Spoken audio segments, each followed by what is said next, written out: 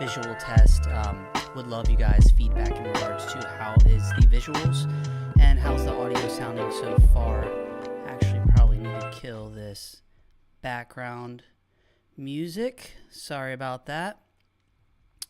And here in just a couple minutes or a couple seconds, I'll get started in regards to, man, we've had some big releases here over the past few days in regards to Lumix, and I just felt like why not hop on and discuss a little bit about this new release coming in 2023.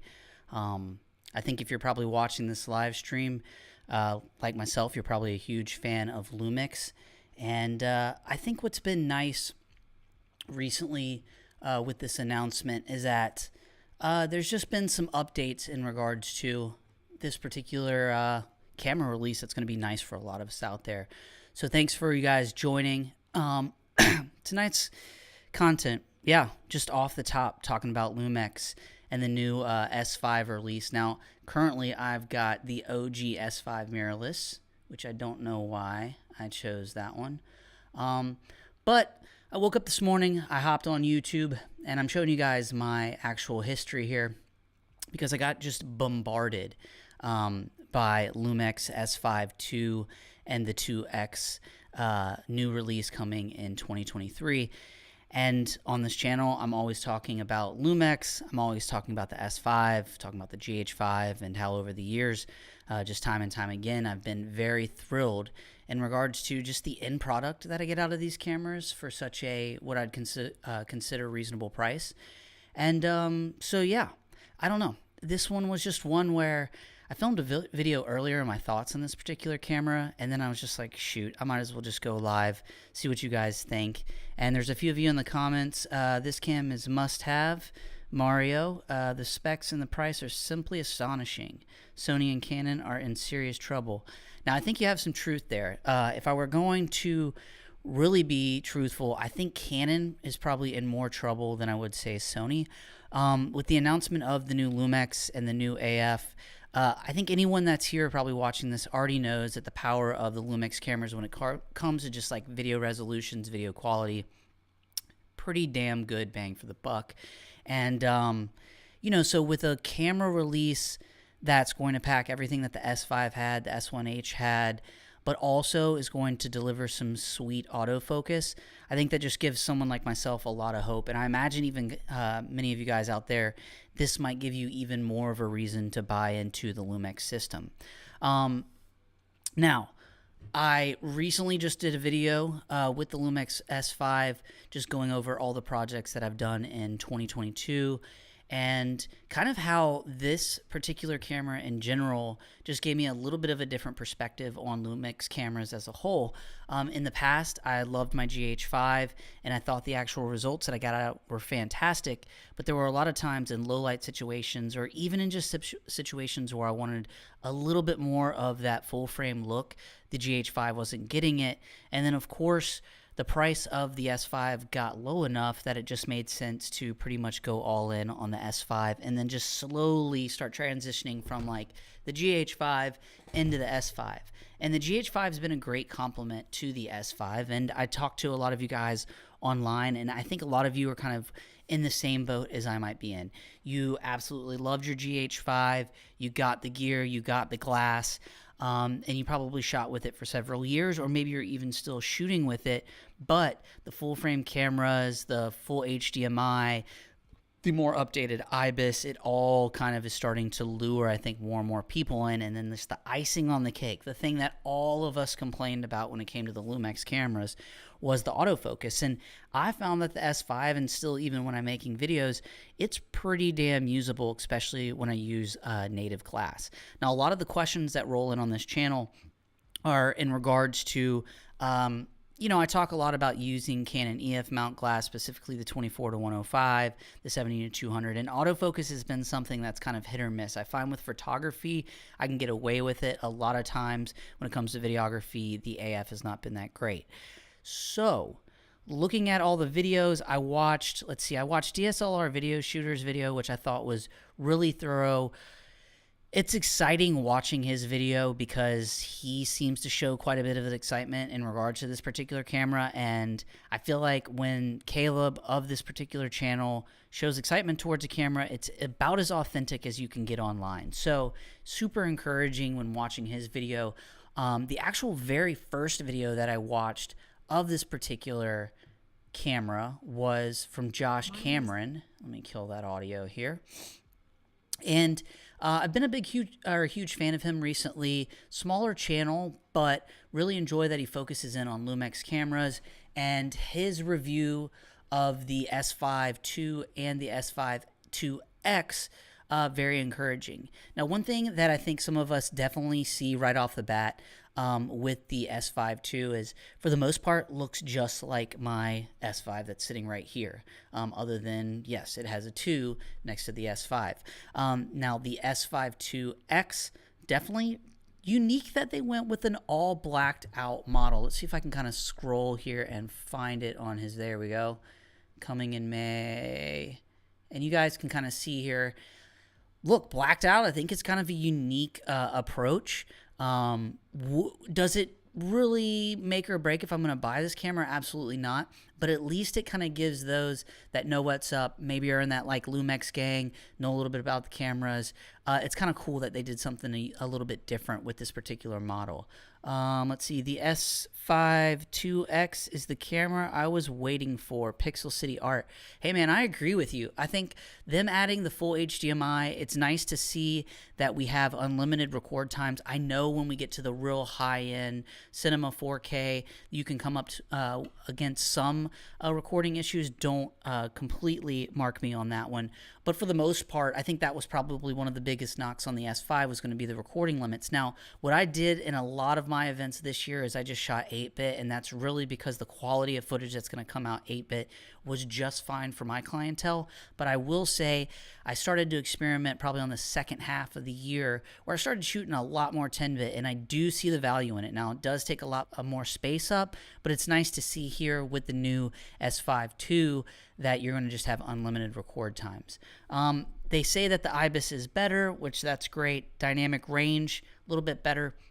Look, bottom line, I have just found, and for many of you guys out there, if you can shoot in the native ISO, so ISO 640, or you can shoot at ISO 4000, I think you by far get some of the best image you can out of this camera.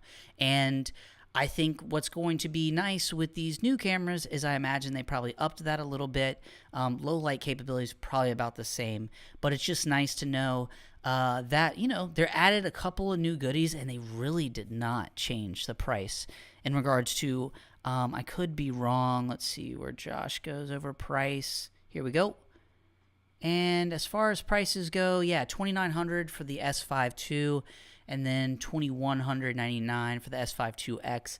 Look, I think it's a no-brainer in regards to these two cameras, that if you're more video-centric and you've got the extra roughly $300, $200, can't even do the math, I would go with the X.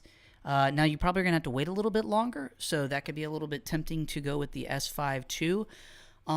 But I say all of this to say, for you guys that are actually watching, how many of you guys would actually be interested in just picking up another S5? Because I was kind of sitting there thinking today that with these cameras coming out, there will be people that'll either get rid of their S5s or just overall an S5 will come down in price.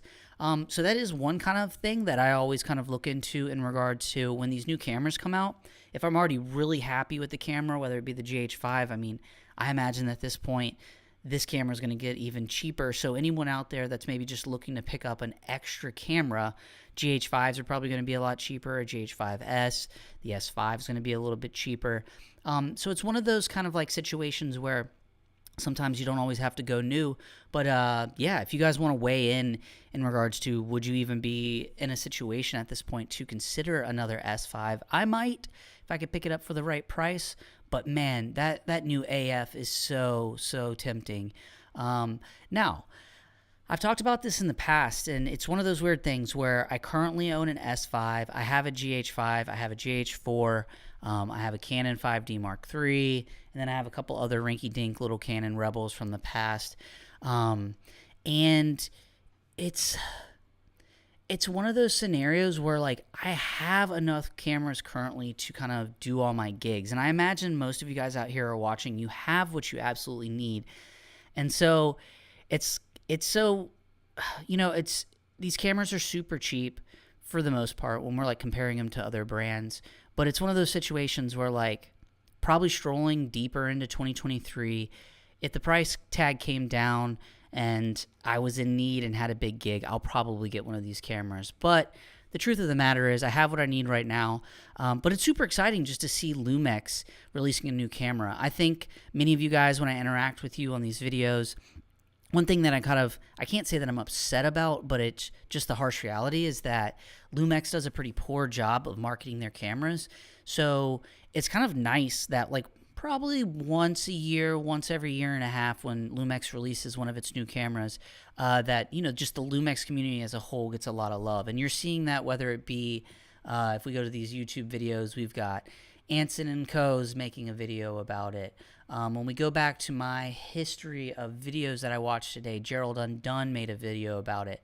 Let's see who else is making one. CVP, which actually I found their review to be really thorough, really exceptional, and they actually kind of weighed in a little bit on the face detect or the autofocus, and they kind of called it out for a couple of like its flaws, and they compared it up against the Sony. The Sony did outperform it, but I think as someone that's just been in the Lumix camera system, when you see that autofocus, even comparatively speaking, kind of in the ballpark of Sony range in regards to performance, it's really encouraging that give it a couple of tweaks, and Panasonic is going to be right there with all the big boys. I always think they've delivered the video quality, the IBIS, the ability. They've had plenty of adapters, so as far as glass goes, you can pretty much use any kind of glass on all their cameras. But it's one of those situations where with this new camera, I think that the name of Lumix will probably grow quite a bit. And with all these big YouTubers talking about it, it's just definitely nice to see other people interested in the Lumix cameras. Because I've even looked at my analytics today, and maybe I'll show you guys a little bit here. And I've seen a nice little bump in regards to my Lumix videos and views. And specifically, you guys are getting a little behind the scenes look at some of my numbers, which are sometimes good, sometimes bad. Starting to get a little bit of growth here. We'll click into the videos that are actually taking off. The ones that are, like I mentioned, are centered around the Lumix S5, particularly the adapters, whether it be the Sigma MC21 or whether it be the Viltrox. This is where you can basically take any of your EF mount glass and put it on the L mount cameras. And starting to get a good amount of traction just over today. And I can only imagine that's because kind of the S5 in general is something people are probably looking into, trying to figure out what in the world is this camera all these YouTubers are out of nowhere starting to talk about. Let's see comments. If critical autofocus isn't necessary for you, then you can get another S5 and use an external recorder to shoot B-roll, etc. Very good point, man. I see a lot of people talking about the ability to take the Ninja V and shoot B-roll, shoot some different codecs, ProRes, and I agree. I mean, the one thing I'll say just in general is like people just underestimate the Lumix cameras, especially like you mentioned when you get some of these external recorders, even the codecs. And the 10-bit 422 that you can record internally is pretty impressive. And I know it's kind of like something that people don't talk about enough, but cheers to Lumix on this one.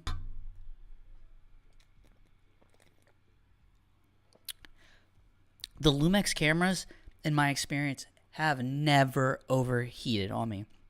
And I know I want to say Gerald Undone discussed this in regards to Lumix actually testing their cameras in extreme temperatures, whether it be like 104 degrees Fahrenheit or negative something degrees Fahrenheit. So two extremes. And yeah, I have to agree that the Lumix cameras hold up so well when recording long form content and not having to worry about any overheating issues. Because my bread and butter a lot of times is event, so I'm recording, 2 hours, 3 hours straight. I need these cameras to be reliable, and that's one thing Lumix just definitely keeps doing and does well. Oh boy, you guys are seeing some of the other nonsense I actually look at. But going back into YouTube videos and the S5, just the fan, the HDMI, the codecs, the update. Oh yeah, even Kai's got one. I love this guy's reviews. Pretty realistic. But you know, Lumix shooters, I think they're excited. Mario says, I have a Sony a6300 and was about to join the Lumix S5 community, but with the S5 II, I'm definitely joining the club. I love to hear that. I'm sure Lumix does as well. And I think, you know, coming from the Sony a6300, that autofocus on that camera still is probably pretty solid, even with that camera being a little bit older. But joining the Lumix Club is something, Mario, I think you'll be super thrilled about, because just like on the top end, using some of those higher codecs, using log, having the full frame is just going to be really nice, and I think you'll pretty much really enjoy it. And then there's just other things like battery life that's solid, the dual SD card slot. So in my particular situation, a lot of times I'm having a 256 gig in one card slot, a 128 in the other, and I'm able to like record for like 5-6 hours at 4K 10-bit 422. So huge upside of these cameras in general. Let's actually go and see Lumix S5 II specs, because I do want to see. Keeps taking me directly to just the S5. Well, duh, I typed in S5 anyways. Dumbass. All right, where are we here? Specs, DP review, B&H just updated. Let's see if we've got it here. And we'll kind of just like roll through this. So $19.99, pretty good price, of course. For as far as the sensor goes, the 24 megabits, 422, 10-bit unlimited, touchscreen. So definitely looks like they updated the screen, which is definitely a nice little bonus. I was always happy with the S5, but updating it's got to be nice. What else have we got here? Dual card slots, the Wi-Fi. Oh, you know, one other huge bonus, and I think this is Gerald Undone that did it, discussed the actual USB-C charging, and you guys might be able to see it here, but on the S5, I could pretty much just use a USB power bank, go into the USB, and I can actually charge this. But he explained how you don't actually get like full recharging capability, so the actual burn rate is faster than the charge rate. And with the S5 II, they actually changed that, where what it's actually taking in is actually what it's taking to burn it. So in theory, you could just charge your entire camera or run your whole system off of the USB-C. So that, I'm glad they went that route with it. Also, he mentioned that here in the near future with some firmware updates that you should be able to record to an SSD with the new Lumix as well. So that's definitely one thing that's going to be nice. As far as the 6K 30p 420 10-bit recording, 6K sounds great. I love that they're putting it in these cameras. In my personal experience, I really don't shoot much 6K. I could see down the road where it could come in handy, but a lot of my clients and a lot of the work that I'm actually doing does not need any 6K. So I'm glad they put it in there, but not needed. The face detection, autofocus, of course, the ISO 100 all the way to 51,000. Let's be honest, guys, if you got to go up to 51,000, you are just out in the middle of nowhereville shooting. I find that the native ISO at 4,000 is great. I don't really ever go above 6,400, but I have heard even with this new model, you can go way above that and should have nice footage. Let's see, we've got the X here. Pretty much the exact same kind of weather sealed. Is the both weather sealed? That's good to know. I figured that it would, because most of the Lumixes are weather sealed. I've never run into any issues where I've had any problems with the weather sealing or anything like that. Some people have mentioned kind of like wearing out the grip on the camera and things of that nature. I think that's just going to be based upon user and kind of the wear and tear that's going to come along with kind of what kind of things you're shooting, things of that nature. But yeah, you know, looking at this camera, looking at all the reviews, No one's talked about photography. I imagine it's pretty solid. I have a couple of videos on my channel where I discuss the photography out of this camera. I've been blown away. Now, the vast majority of it has been with the native 20 to 60 kit lens. I also have used the 24 to 105 and the 7200. Found the 7200 with the Sigma adapter autofocus using the face detection. It was pretty solid. It got a little fooled whenever there were multiple people that were on stage. A lot of times it would find them, but then I would maybe actually have to use the little joystick to tell which one to actually do all the focusing on. So maybe they probably updated a little bit on here. You know, it's one of those situations with this particular camera where I know I'm probably beating a dead horse here, just repeating myself, but it's just nice to see Lumix put something out and at least attempt a new approach at the autofocus system, because I just think that all these cameras nowadays come with such good autofocus that anyone that I ever talked to or I said that I was shooting Lumix, that was like their first question that always came in. And it was really frustrating because I'm like, well, aren't they concerned about the actual quality that comes out of the camera? And a lot of us, if we're shooting high-end stuff, we're behind the camera anyways. A lot of times not even on a gimbal, things of that nature, we're actually pulling our own focus. So it's like a head-scratcher when that would be like the make-or-breaker for a lot of people. But I think introducing an autofocus system that's going to be somewhat reliable will be a new barrier to entry for a lot of new customer base. And I can only imagine that Panasonic's got to be thinking in terms of that. They can bring a good IBIS, they can bring good low light, full frame, a handful of lenses that people can kind of choose from, because Sigma is offering some really fantastic lenses. Now, I've never shot with them, but everyone that I hear that puts them on these cameras rants and raves about them. And like, honestly, if I had it in the budget, that might be something that I'd invest in for sure in 2022, would be getting some form of Sigma glass on this particular camera, because the results apparently are awesome. Now, of course, if you're using the Old Faithful 18 to 35 with the APC, you are going to get that crop. So that's something a lot of us that are coming from the GH5 figure we can just take it and put it on the S5. And I do think there's some limitations, but you could still put it on there, put it in APS-C mode, and I think you'll be actually good to go.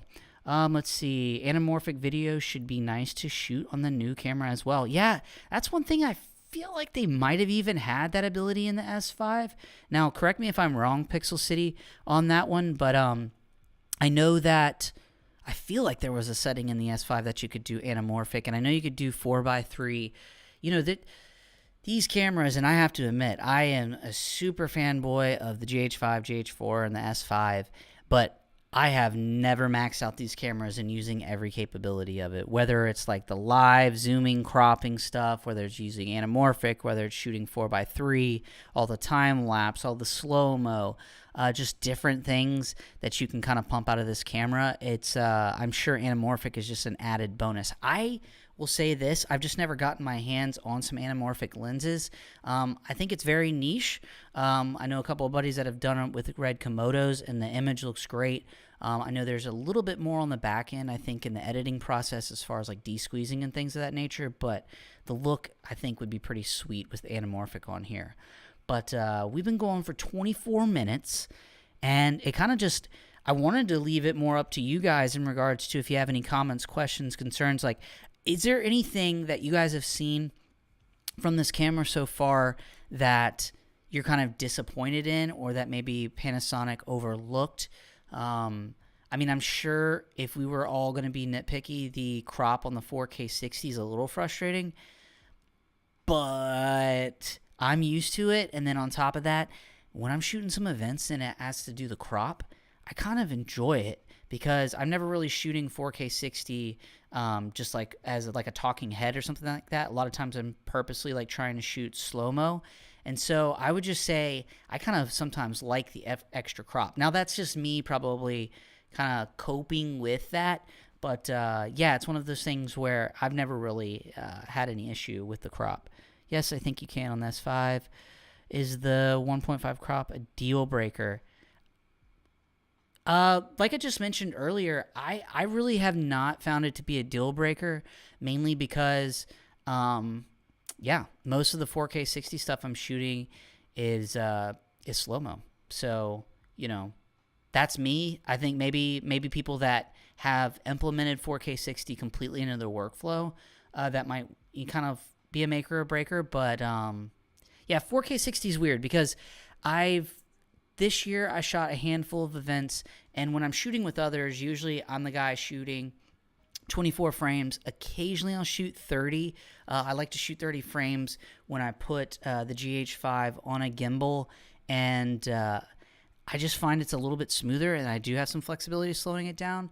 4K 60, like I mentioned, I'm going to be shooting slow-mo, and yeah, so true, 4K 60 really is only ever being shot by some of my other shooters. They like to shoot it, and I don't kind of want to tell them no. So a lot of times I'm like, hey, let's just do 50-50 where you shoot 24, you shoot some 60, and then I just take it into the edit bay and kind of incorporate it. And it's kind of a nice little split, having the 24, the 60 slow, and then some 30 frames. So yeah, my experience with 4K 60 in all formats is relatively low. Not a deal breaker for me.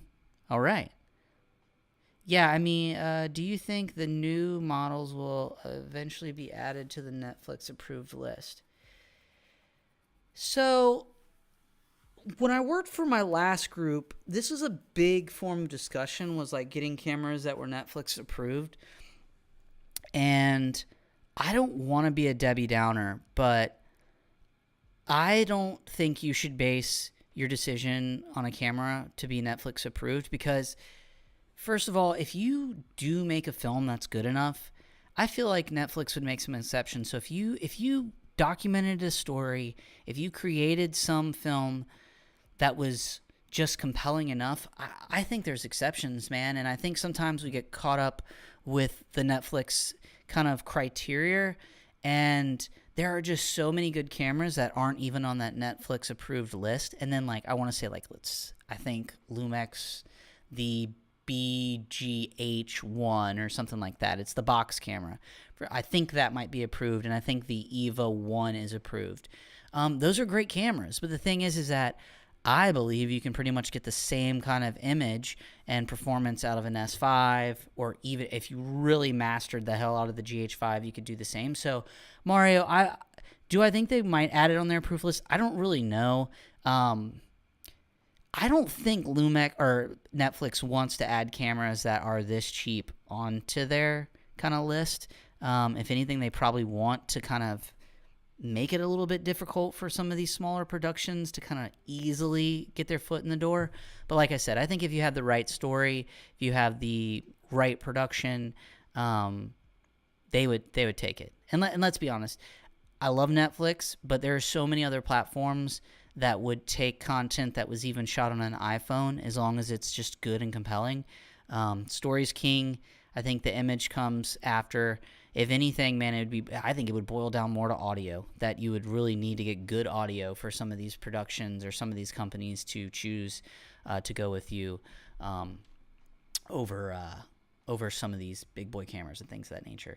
And I have mentioned it before, but this year I got the ability to shoot with my buddies that actually had Reds, both Komodo 6Ks. We were shooting with Dizio film lenses, and like, let's just say a Red, a phenomenal camera. The image out of it is amazing, but I actually have a video coming out soon where I give like a testimony in regards to a Red. For me, just doesn't work for my workflow, because I do photography, I do videography, I need to do vertical, I need to be able to put things on gimbals, and not that you can't do that with a Red, but I kind of just have an all-in-one camera that can easily be kind of manipulated to work in all those different formats. So, you know, some of these big boy cameras that are for Netflix and things of that nature, unless that's your like end goal, I think whether it's Sony, whether it's Canon, whether it's Fuji, whether it's Lumix, all these cameras get beautiful images, and I would focus in more on mastering lighting, mastering audio, getting better in the edit bay, whether it be color grading, actually just learning how to edit, learning how to cut better. I think you're going to find a lot more value or return on your investment in those departments than you would kind of really focusing in on a camera. Because if I absolutely had to, and all I was given was the Lumix GH5, and that's all I could use, I could make a phenomenal video with just this. My biggest uphill battles would be just like, how good am I at lighting? Did I get good audio? Did I, like, as far as composition in some of my shots and how I frame them, things of that nature? That's actually what, to me, is actually going to set yourself apart in your production as a whole. The cameras, man, once you get to a certain point and you get them in focus and you're not overexposed and everything, like, it's almost like, all right, if you have a big boy camera, that's nice, but these other cameras really will get you what you need. Let's see. Excellent answer to mine.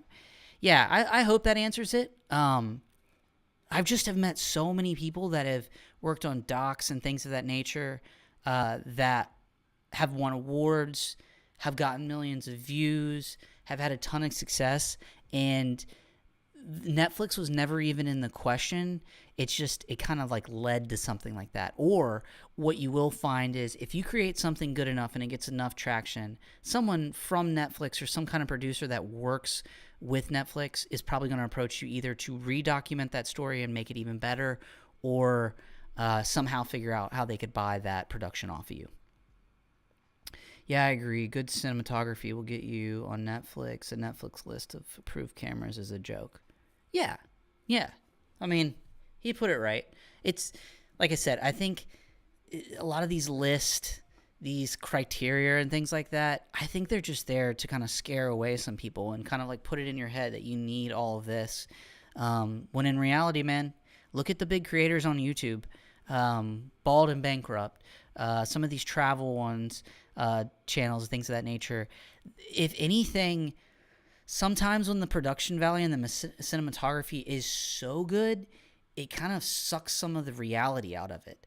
And I think that's what is so unique about like YouTube and all these smaller cameras and things like that, is like you can really kind of immerse your audience into like whatever's going on, the story, the person, that character, whatever they're dealing with. And I think that's actually a lot of value in itself. So, yeah. Audio would be the thing. If I could get better, figure out, it would be audio and lighting. Camera stuff, I want to get better at that, the cinematography, things of that nature, but audio and then the lighting is going to be absolutely key. Because, like, for instance, going and working with the push record guys out in, where were we? We were in Jay Peak, Vermont. Now I'm going to take you guys to push record here. And this is one of the production companies that I've been working with. And these guys, like I had mentioned, they shoot with Reds. They do a bunch of content, whether it be internet, whether it be TV, things of that nature. And the key to their productions that like went on site that kind of like shined a light on things that, like, as a one-man band I could do better, is the amount of time and preparation in regards to setting up their actual shoots. So they'd bring in a gaffer, they'd bring in their cinematographers, the producer, the director, they all show up. And the amount of time that is spent on lighting and getting that crucial and correct is the one thing that I think separates like a high-end production from a low-end one. And I don't mean by even the gear. I just mean the back and forth, the, hey, does this look good? Hey, do you see this in the background? Do we have any shadows? All right, hey, let's bring in this. Let's kill this light coming from here. I think that is inevitably, the thing that really just makes productions better or worse. And I'm going off on a tangent here, but it mainly all started with like the cameras and stuff, and I think it can really just boil down to more of like lighting and things of that nature. Now, this is the actual project that they shot out in Jay Peak, all on the Red. They're shooting this on the DJI Mavic 3. That's all red footage. That's on the Mavic 3. Yep, Let's see when they get to the interview section. So here's the interview. Like I mentioned, shot on a Red, Dizio film, lenses, all pulling focus manually. Or actually, want to say Mark was maybe running camera, Marshall's pulling focus, or vice versa. And yeah, these are some examples of kind of like what you're going to get with like a red camera. But here's the thing. If I were shooting this with the Lumix, and this is on YouTube right now, you guys are watching it, I'm not saying that the Lumix is going to look as good, but it will get damn close, especially if I put those lenses on there and had the particular lighting that they had. You're going to get some pretty close results. So, you know, conversation about cameras. Let's not get hung up on it too much.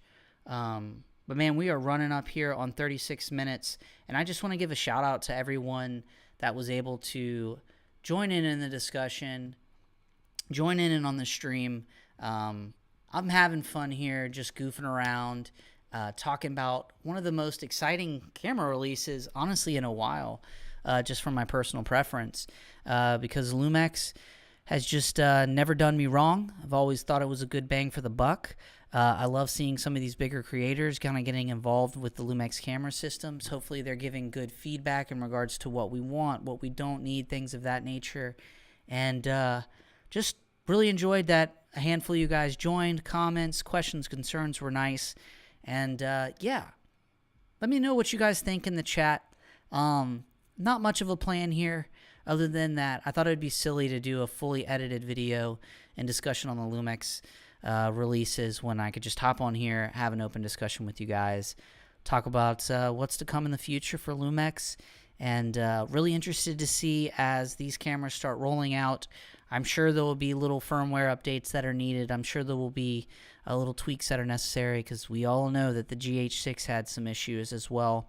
But cheers to every single one of you for joining. Mario, Pixel City, thank you. Thank you, thank you. And I'm going to go drink some beer and watch some... I'm going to watch some Rogan maybe? We'll see. I wish football were on, but it's not. All right. Let's go ahead and call it a night.